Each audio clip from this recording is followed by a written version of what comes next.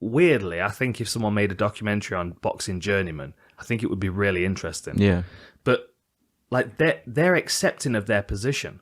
Like they understand that their role within that sport is to build up these guys that are coming up, which I find really odd.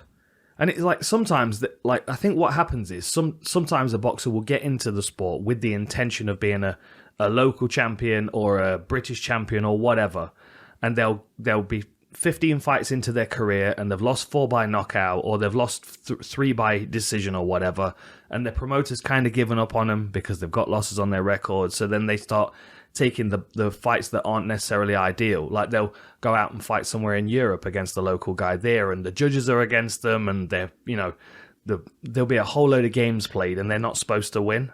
And sometimes they'll learn how to survive in these circumstances, and then they kind of fall into that role as journeyman. Have you seen Cinderella Man? I have. Is that with Russell Crowe? Russell Crowe, yeah.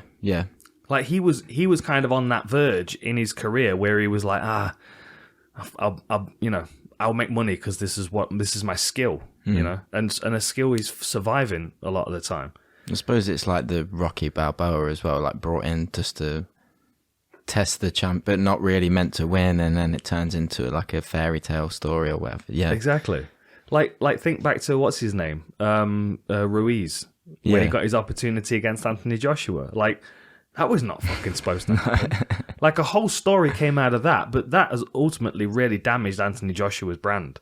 Not in a fighter sense from a fan's perspective, I don't think. A casual fan perhaps, but from a boxing perspective, from an industry perspective, it's like, oh, well, you know. Yeah.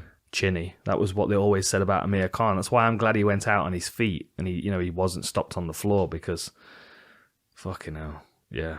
He's been dropped a couple of times. Like going up 2 weight classes and fighting Canelo is not a good idea, not for anybody. And Kell Brook did the same thing with Golovkin. Crazy.